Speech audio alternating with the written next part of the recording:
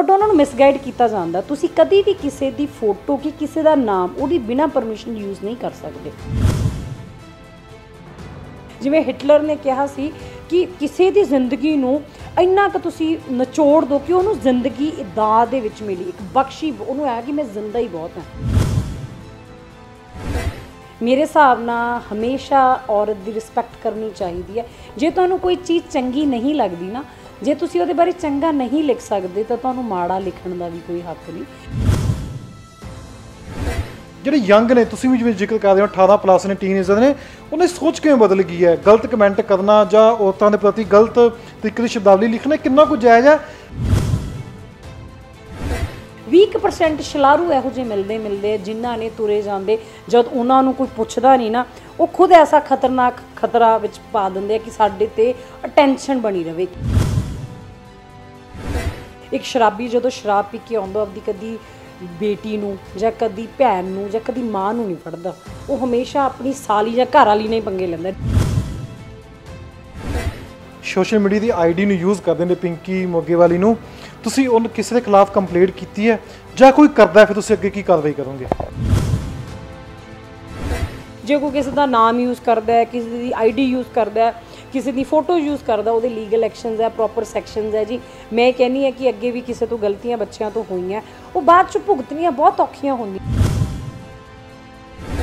जे कोई साडी मेरी फोटो ना जां कोई आईडी ना छेड़खानी कहता, फिर तो कहते भज्जन नूं वाहण ते इक्को बराबर हुंदे आ, then we are ready to face. But मैं ये चाहुंदी है कि प्लीज़ इस चीज़ां तो अपना टाइम ना वेस्ट करो, क्योंकि तुसी लोग तो हासे मजाक च शलारूआं दी जिवें हरकत हुंदी आ, कहंदे एक बंदे दी नहीं आदत हुंदी चंगियाड़ी पा के सिੱਟ जाना। ਸਤਿ ਸ਼੍ਰੀ ਅਕਾਲ ਦੋਸਤੋ, ਪੰਜਾਬੀ ਚੈਨਲ ਤੇ ਤੁਹਾਡਾ ਸਭ ਦਾ ਸਵਾਗਤ ਹੈ। ਦੌਰ ਹੈ ਸੋਸ਼ਲ ਮੀਡੀਆ ਦਾ। ਨੌਜਵਾਨ ਜਿਹੜੇ ਨੇ ਸੋਸ਼ਲ ਮੀਡੀਆ ਤੇ ਨੇ, ਸੋਸ਼ਲ ਮੀਡੀਆ ਦੇ ਵਿੱਚ ਇੱਕ ਚਰਚਾ ਬੜੀ ਚੱਲਦੀ ਹੈ ਨਾਮ ਦੀ, ਪਿੰਕੀ ਮੋਗੇਵਾਲੀ। ਪਿੰਕੀ ਮੋਗੇਵਾਲੀ ਦਾ ਨਾਮ ਹਮੇਸ਼ਾ ਹੀ ਚਰਚਾ ਵਿੱਚ ਰਹਿੰਦਾ ਤੇ ਉਹਨਾਂ ਦੀ ਫੋਟੋਆਂ ਜਿਹੜੀਆਂ ਹੈਗੀਆਂ ਨੇ ਉਹ ਵੀ ਚਰਚਾ ਵਿੱਚ ਰਹਿੰਦੀਆਂ ਨੇ। ਆਪਾਂ ਅਲੱਗ-ਅਲੱਗ ਆਪਾਂ ਸੋਸ਼ਲ ਮੀਡੀਆ ਤੇ ਦੇਖਦੇ ਹਾਂ ਕਿ ਲੋਕੀ ਫੋਟੋਆਂ ਨੂੰ ਵਰਤਦੇ ਨੇ ਤੇ ਉਸ ਤੋਂ ਬਾਅਦ ਕਿਤੇ ਨਾ ਕਿਤੇ ਕਮੈਂਟ ਵੀ ਹੁੰਦੇ ਨੇ। ਆਪਾਂ ਅੱਜ ਗੱਲਬਾਤ ਕਰਾਂਗੇ पिंकी मोगेवाली नाल ही कि वो इन्हें चर्चित क्यों ने अपनी फोटो नूं लैके, और दूसरी गल करांगे कि उन्हां दा जीवन किद्दां है। आपां देखदे हां कि हर एक बंदे दी आपदी पर्सनल लाइफ हुंदी है, एक जिंदगी जीण दा अलग अलग ढंग हुंदा है। तो सब तो वड्डी गल है कि पिंकी मोगेवाली किसी कंट्रोवर्सी विच भी रहे ने जां पिंकी मोगेवाली जिस तरीके नाल अपनी जिंदगी जीउंदे ने जां जिंदगी दा उन्हां दा ढंग है जीण दा, आपां उस उपर भी चर्चा करांगे। तो सब तो वड्डी चर्चा करांगे कि पिंकी मोगेवाली दी जिहड़ियां फोटोआं ने वो दूसरी आईडी उत्ते किवें चले जांदियां ने, क्योंकि कोई भी किसी की फोटो इत्थे नहीं वरत सकता, पर इन्हां दी फोटोआं किद्दां चली जांदियां ने। आपां उन्हां नाल गलबात करांगे और शुरुआत करांगे आपां शेरो शायरी दे नाल, क्योंकि बहुत ही वधिया ये शेरो शायरी करदे ने ते आपां फिर इन्हां कोल जाणांगे इन्हां दी जिंदगी दे कुछ पल। पिंकी जी बहुत तुहाडा स्वागत है। तो जिवें पहले गल कीती कि शुरुआत करांगे आपां शेरो शायरी दे नाल, कोई शेर? हाँ जी, सत श्री अकाल। पहला तो सारे दोस्तों नूं ते जिहड़ी भी जाने ऑडियंस वॉच कर रही है, तो शेरो शायरी दे नाल जिवें इन्हां ने गलबात कीती, कहता मैं कुछ 2 लाइनां अपने आप च लिखियां सी। कहता ज़िंदगी में जब आप अपने आप से उबने लगो, ज़िंदगी में जब आप अपने आप से उबने लगो, तब आपकी प्रतिभा ही आपको आगे लेकर जाती है। इसकी ट्रांसलेशन इंग्लिश कर देनी है, when you start getting bored from yourself in life then only your talent takes you forward. तो ये गल सच है जी, जब तुसी अपने आप तो उभण लग जाते हो तो तुहाडा रुतबा, तुहाडी प्रतिभा, तुहाडा टैलेंट बाहर नूं आउंदा हैगा वा, तो टैलेंट तुहानूं बहुत अगे लैके जांदा है। जिवें विजय जी ने गल कीती हैगी है कि फोटोज़ बड़ियां शेयर हुंदियां, ये चीज़ तो वैसे अच्छी गल है, बट ये भी श्योर है जी जब कोई चीज़ लोकां नूं पसंद आंदी है, चंगे आउंदी है, क्योंकि मैं ये चीज़ सोचदी हां कि हरेक चीज़ का नैगेटिव तो पॉजिटिव पक्ष होंदा है। Every action has a reaction, जो तुसी एक्शन करदे हो रिएक्शन भी है। बट जिंदगी दोस्तों कि चंगियाई वाल जाओ, पॉजिटिव वाइब्स वाल जाओ तो तुसी चंगे कर्म करदे हो, पुराणियां दा कहना वा। बट जे तुसी उन्होंने बुरा यूज़ किते करदे हो, जिवें अजकल मेरे कई पहला फेक पेजेस भी बने आ, कुछ मैं एक्शनस भी लए आ।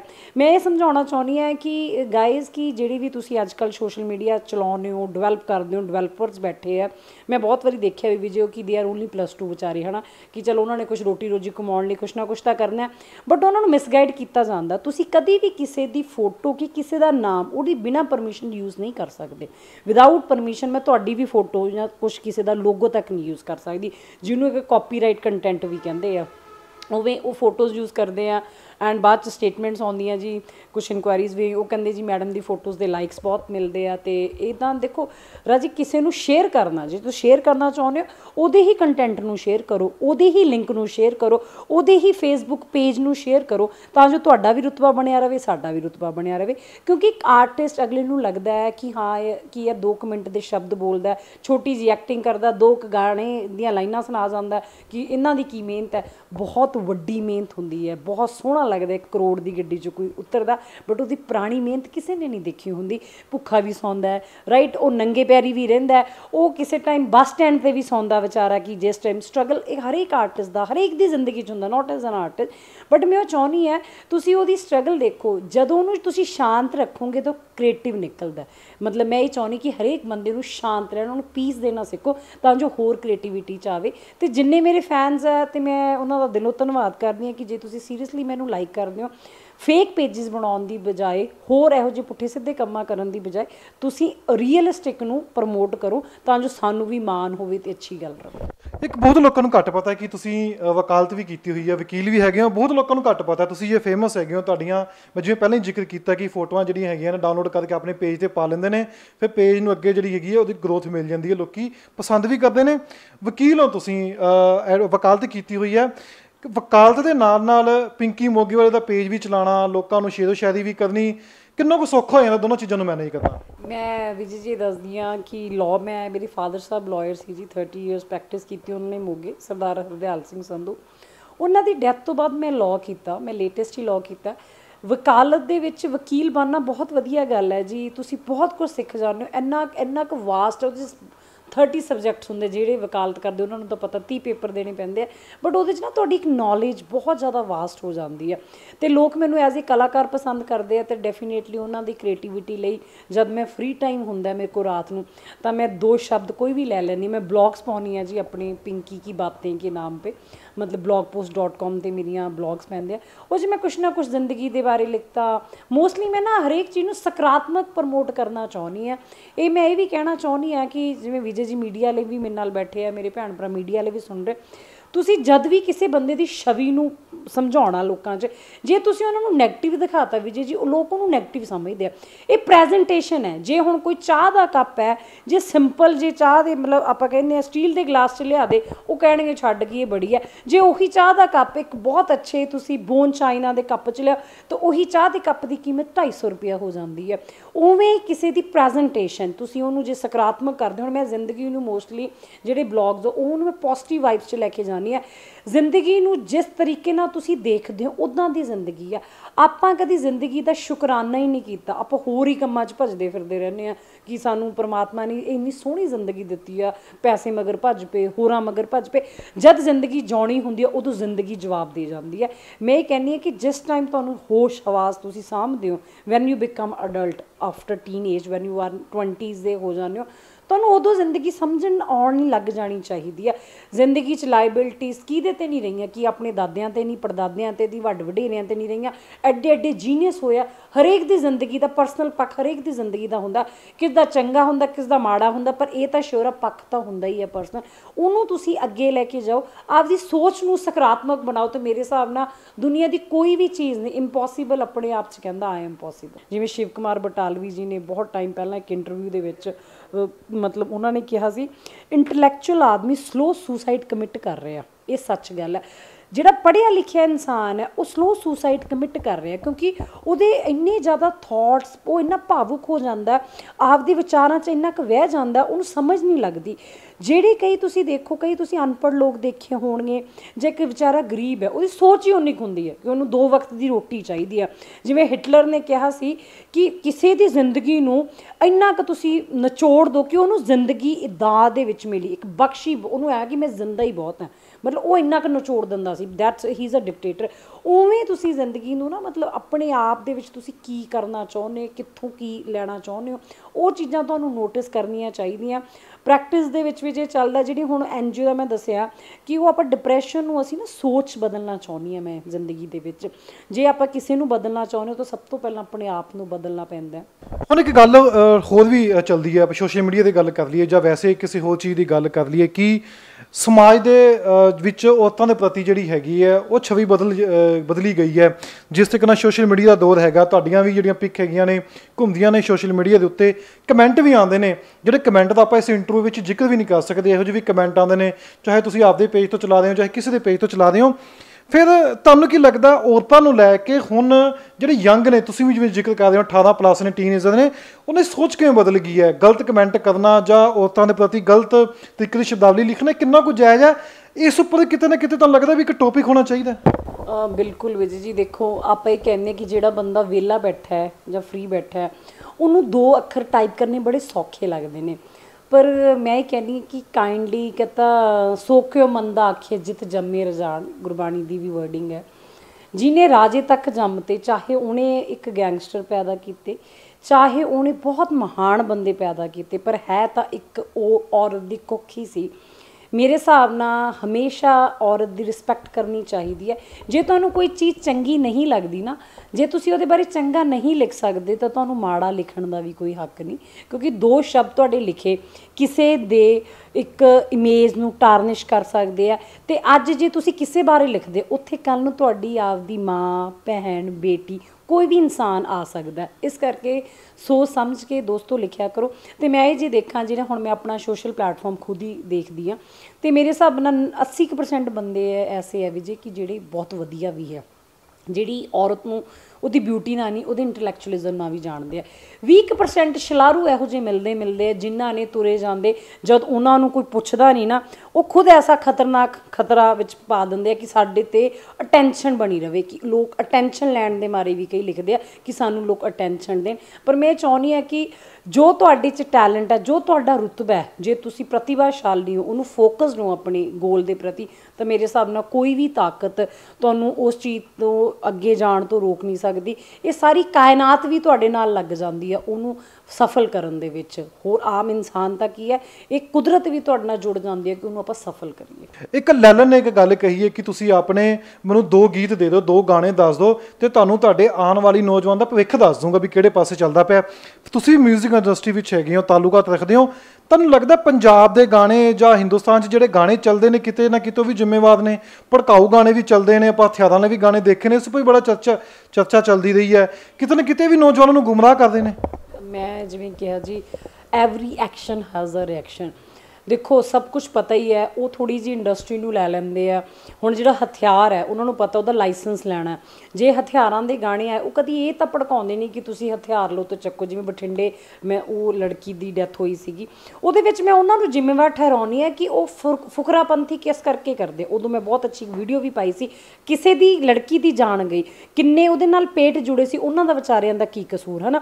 ਉਹ ਚੀਜ਼ਾਂ ਬਾਅਦ ਵਿੱਚ ਐਡਮਿਨਿਸਟ੍ਰੇਸ਼ਨ ਨੇ ਸਟ੍ਰਿਕਟ ਰੂਲਸ ਵੀ ਕੀਤੇ, ਉਹਨਾਂ ਨੂੰ ਵੀ ਕਿਹਾ ਹਥਿਆਰਾਂ ਦੇ ਗਾਣੇ ਹੋਣੇ ਜਾਂ ਹੋਰਾਂ ਦੇ ਗਾਣੇ ਹੋਣੇ, ਮੈਂ ਇਸ ਚੀਜ਼ ਨੂੰ ਨਹੀਂ ਕਹਿੰਦੀ।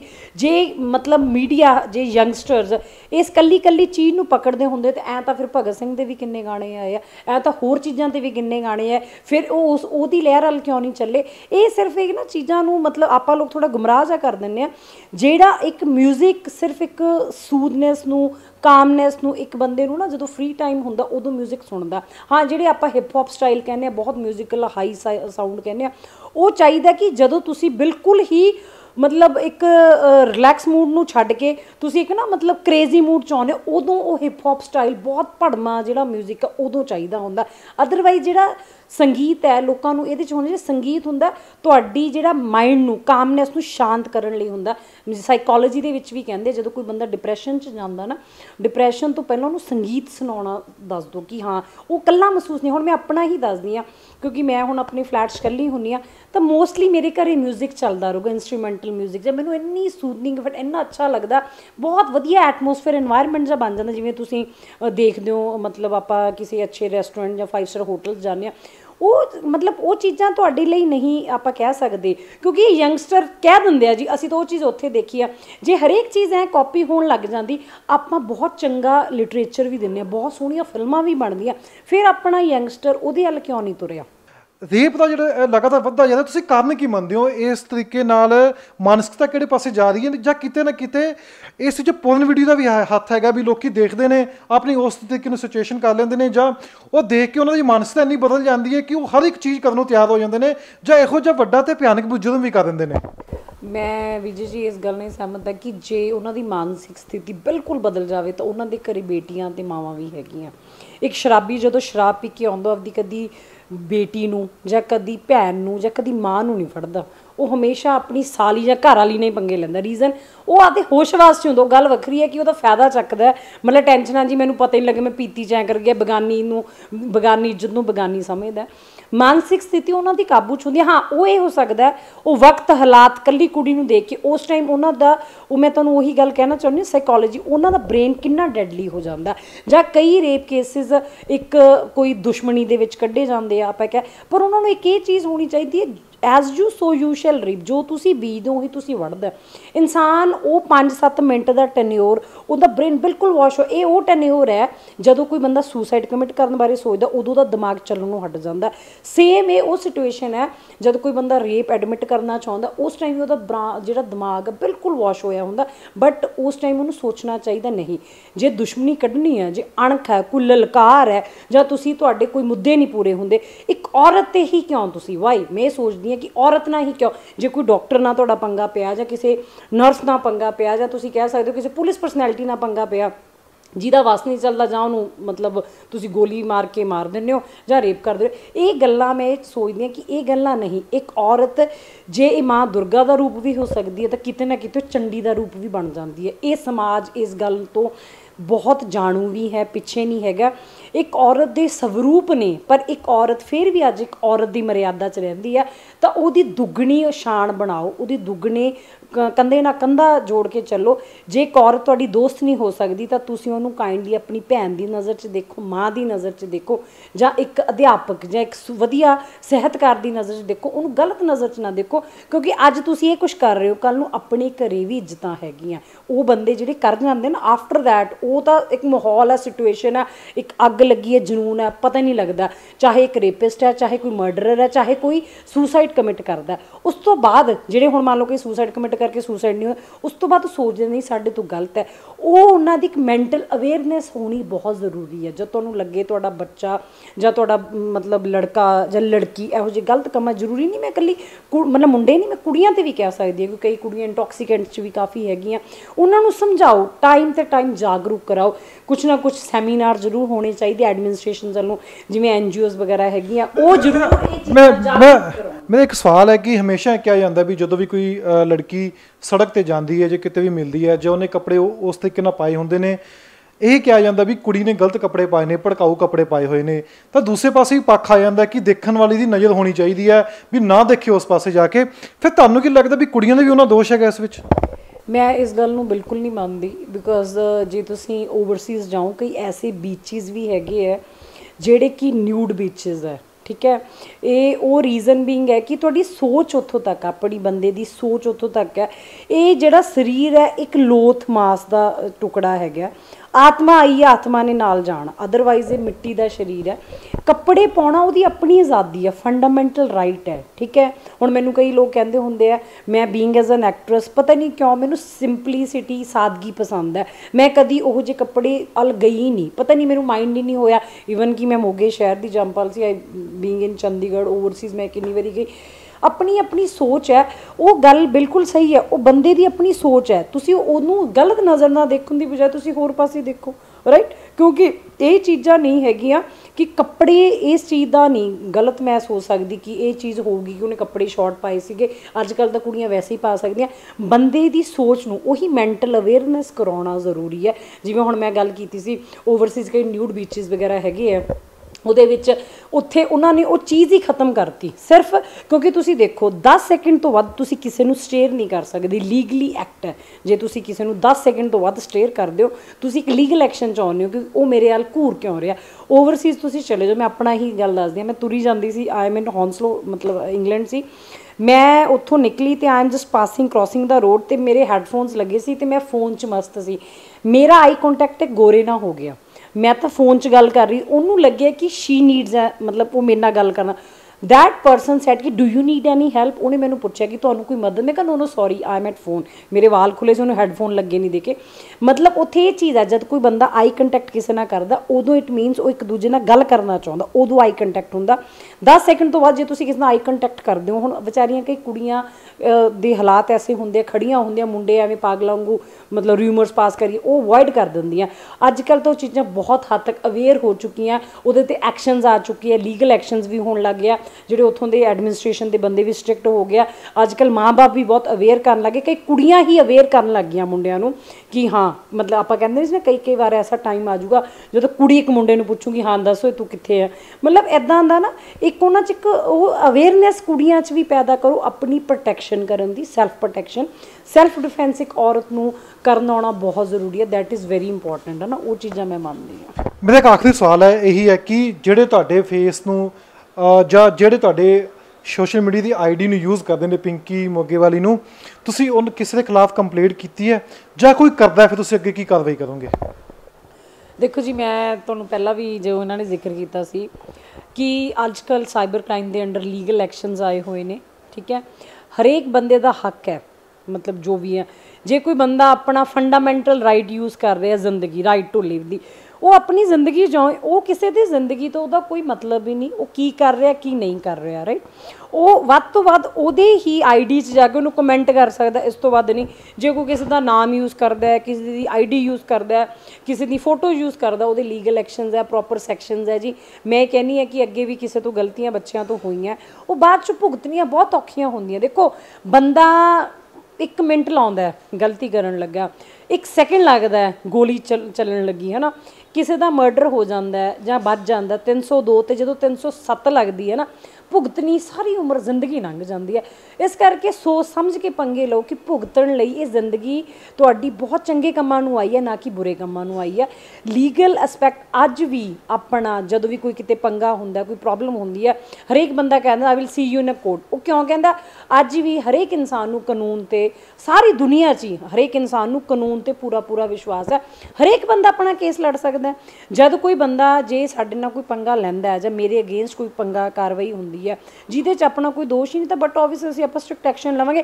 ਜੇ ਕੋਈ ਸਾਡੀ ਬੰਦੀ ਫੋਟੋ ਨਾ ਜਾਂ ਕੋਈ ਆਈਡੀ ਨਾ ਛੇੜਖਾਨੀ ਕਹਿੰਦਾ, ਫਿਰ ਤਾਂ ਕਹਿੰਦੇ ਭੱਜਣ ਨੂੰ ਵਾਹਣ ਤੇ ਇੱਕੋ ਬਰਾਬਰ ਹੁੰਦੇ ਆ, then we are ready to face. But ਮੈਂ ਇਹ ਚਾਹੁੰਦੀ ਹਾਂ ਕਿ ਪਲੀਜ਼ ਇਸ ਚੀਜ਼ਾਂ ਤਾਂ ਆਪਣਾ ਟਾਈਮ ਨਾ ਵੇਸਟ ਕਰੋ, ਕਿਉਂਕਿ ਤੁਸੀਂ ਲੋਕ ਤਾਂ ਹਾਸੇ ਮਜ਼ਾਕ 'ਚ ਸ਼ਲਾਰੂਆਂ ਦੀ ਜਿਵੇਂ ਹਰਕਤ ਹੁੰਦੀ ਆ, ਕਹਿੰਦੇ ਇੱਕ ਬੰਦੇ ਦੀ ਨਹੀਂ ਆਦਤ ਹੁੰਦੀ ਚੰਗਿਆੜੀ ਪਾ ਕੇ ਸਿੱਟ ਜਾਣਾ। ਜੇ ਹੋਰ ਕੋਈ ਬੋਦਰ ਕਰਦੇ ਆ, ਮੈਂ ਕਦੀ ਕੰਟਰੋਵਰਸੀ 'ਚ ਨਹੀਂ ਪਈ, I don't want to be. But ਜੇ ਕੋਈ ਪਰਸਨਲੀ ਸਾਡੇ ਨਾਲ ਕੋਈ ਪੰਗਾ ਲੈਂਦਾ ਤਾਂ ਦੇਖੋ ਕਮਜ਼ੋਰ ਜ਼ਰੂਰ ਹੋ ਸਕਦੇ ਆ, ਪਰ ਅਸੀਂ ਇਹ ਨਹੀਂ ਹੈ ਕਿ ਹਥਿਆਰ ਛੱਡ ਤੇ ਹਰੇਕ ਬੰਦੇ ਦੇ ਫਰਜ਼ ਬਣਦੇ ਆ ਹਥਿਆਰਾਂ ਨੂੰ ਚੱਕੋ, ਕਾਨੂੰਨ ਦਾ ਸਹਾਰਾ ਲਓ ਤੇ ਤੁਸੀਂ ਆਪਣੇ ਰਾਈਟਸ ਲਈ, ਹੱਕਾਂ ਲਈ ਹਰੇਕ ਬੰਦਾ ਲੜ ਸਕਦਾ, ਚਾਹੇ ਉਹ ਆਰਟਿਸਟ ਹੈ, ਪੋਲੀਟੀਸ਼ੀਅਨ ਹੈ, ਸਪੋਰਟਸ ਪਰਸਨ ਹੈ, ਚਾਹੇ ਉਹ ਆਮ ਇਨਸਾਨ ਹੈ। ਕਾਨੂੰਨ ਸਭ ਲਈ ਇੱਕੋ ਹੀ ਹੈ। ਇਸ ਨਾਲ ਸਾਡੇ ਨਾਲ ਪਿੰਕੀ ਮੋਗੇਵਾਲੀ ਜਿਨ੍ਹਾਂ ਦੀ ਤੁਸੀਂ ਗੱਲਾਂ ਸੁਣੀਆਂ ਨੇ, ਸਮਾਜਿਕ ਮੁੱਦਿਆਂ 'ਤੇ ਵੀ ਗੱਲਾਂ ਸੁਣੀਆਂ ਨੇ, ਉਹਦੇ ਤੋਂ ਲੈ ਕੇ ਵੀ ਗੱਲਾਂ-ਬਾਤ ਕੀਤੀਆਂ ਨੇ ਵੀ ਜਿਸ ਤਰੀਕੇ ਨਾਲ ਸਮਾਜ ਚੇਂਜ ਹੁੰਦਾ ਜਾ ਰਿਹਾ। ਤੇ ਦੂਸਰੇ ਪਾਸੇ ਇਹਨਾਂ ਸੋਸ਼ਲ ਮੀਡੀਆ ਉੱਤੇ ਕਾਫੀ ਪੇਜ ਵੀ ਹੈਗੇ ਨੇ, ਇਹਨਾਂ ਨੇ ਐਕਸ਼ਨ ਵੀ ਲਿਆ ਕਈਆਂ ਦੇ ਉੱਤੇ। ਪਰ ਹੁਣ ਜੇ ਤੁਸੀਂ ਵੀ ਇਸ ਤਰੀਕੇ ਨਾਲ ਕਿਸੇ ਦੀ ਫੋਟੋ ਯੂਜ਼ ਕਰਨੇ ਹੋ ਜਾਂ ਕਿਸੇ ਦਾ ਆਈਡੀ ਦਾ ਨਾਮ ਲਗਾਉਂਦੇ ਹੋ ਜੋ ਕਿ ਪਹਿਲਾਂ ਰਜਿਸਟਰਡ ਹੈਗੀ ਹੈ, ਤਾਂ ਤੁਹਾਡੇ ਵੀ ਕਿਤੇ ਨਾ ਕਿਤੇ ਕਾਰਵਾਈ ਹੋ ਸਕਦੀ ਹੈ। ਤੇ ਅਸੀਂ ਪਿੰਕੀ ਮੋਗੇਵਾਲੀ ਦਾ ਫੁੱਲ ਫਲੈਸ਼ ਇੰਟਰਵਿਊ, ਜਿਸ ਵਿੱਚ ਤੁਸੀਂ ਸਾਰੀਆਂ ਗੱਲਾਂ ਸੁਣੀਆਂ ਨੇ, ਇਹਨਾਂ ਬਾਰੇ ਵੀ ਜਾਣਿਆ ਤੁਸੀਂ ਤੇ ਸਮਾਜਿਕ ਮੁੱਦਿਆਂ 'ਤੇ ਵੀ ਗੱਲਾਂ ਕੀਤੀਆਂ ਨੇ। ਤਾਂ ਆਪਾਂ ਫਿਰ ਕਿ ਨਵੇਂ ਸ਼ਖਸ ਨਾਲ ਮਿਲਾਂਗੇ, ਸਾਨੂੰ ਦਿਓ ਇਜਾਜ਼ਤ। ਤੇ ਹੋਰ ਵਧੀਆ ਇੰਟਰਵਿਊ ਦੇਖਣ ਲਈ, ਚਾਹੇ ਧਾਰਮਿਕ ਮੁੱਦੇ ਨੇ, ਚਾਹੇ ਸਮਾਜਿਕ ਮੁੱਦੇ ਨੇ, ਚਾਹੇ ਰਾਜਨੀਤਿਕ ਮੁੱਦੇ ਨੇ, ਚਾਹੇ ਕਿਸੇ ਵੀ ਤੁਹਾਡੇ ਸਟਾਰ ਨਾਲ ਤੁਸੀਂ ਰੂਬਰੂ ਹੋਣਾ ਚਾਹੁੰਦੇ ਹੋ, ਤਾਂ ਸਾਡੇ ਚੈਨਲ ਨੂੰ ਜ਼ਰੂਰ ਸਬਸਕ੍ਰਾਈਬ ਤੇ ਲਾਈਕ ਕਰਨਾ, ਤਾਂ ਜੋ ਅਸੀਂ ਤੁਹਾਨੂੰ ਹੋਰ ਨਵੀਂ ਵੀਡੀਓ ਜਿਹੜੀਆਂ ਨੇ ਇਸ ਚੈਨਲ ਉੱਤੇ ਦਿਖਾ ਸਕੀਏ।